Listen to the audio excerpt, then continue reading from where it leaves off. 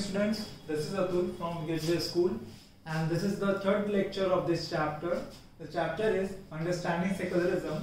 इससे पहले मैंने दो लेक्चर आपको दे दिया है, दो वीडियो हम लोग डिस्कस कर चुके हैं दो क्लास में कि सेकुलरिज्म से जुड़ा हुआ।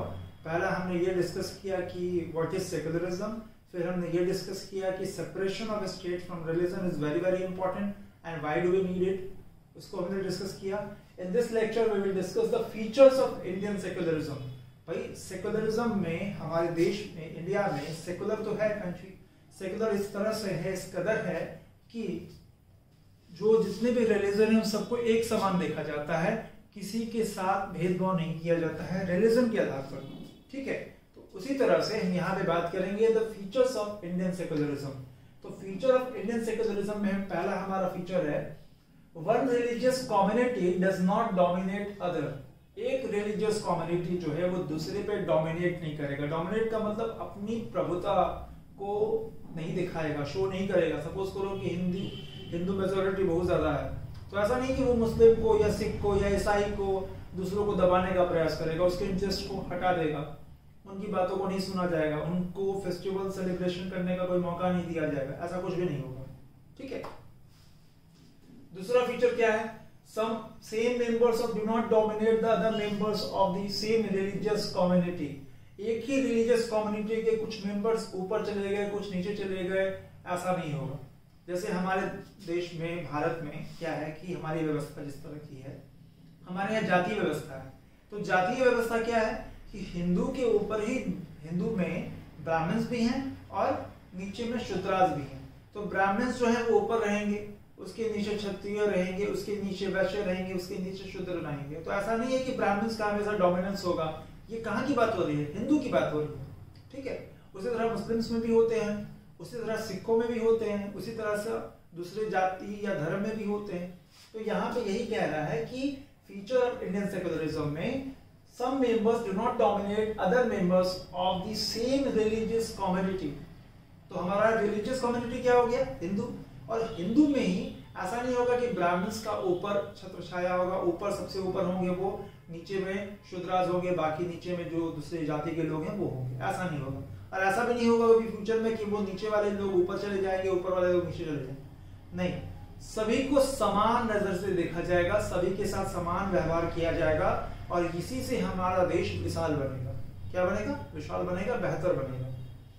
तीसरा फीचर क्या है, state does not promote any particular religion. State does not promote any particular religion, यानी कि किसी भी खास धर्म को, किसी भी एक धर्म को कभी भी स्टेट यानी कि इंडिया प्रमोट नहीं करेगा। प्रमोट का मतलब यहाँ पे क्या है, प्रमोट का मतलब ये है कि हम केवल उसी को परमिशन दिए हुए हैं, अलाउ किए हुए हैं कि तुम अपना सेलिब्रेशन मना सकते हो, फेस्टिवल कर सकते हो, ट्रेडिशंस है, कस्टम्स है, ये सभी चीजों को मान सकते हो।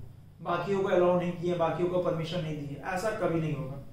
ये सभी के लिए है, ये रूल्स और रेगुलेशन सभी के लिए बनाया गया है, ऐसा नहीं केवल एक के लिए। ठीक है, तो जितने भी रूल्स रेगुलेशन होंगे वो सभी के ऊपर लागू होगा, इक्वली एप्लीकेबल होगा। ऐसा नहीं है कि केवल हिंदू वाले मानेंगे, मुस्लिम वाले नहीं मानेंगे, या सिख मानेंगे, जैन नहीं मानेंगे, बौद्ध मानेंगे, पारसी नहीं मानेंगे, ऐसा नहीं है, सभी लोग मानेंगे। ठीक है, तो features of Indian secularism clear हुआ। फिर से मैं रिपीट कर देता हूं, one religious community does not dominate other.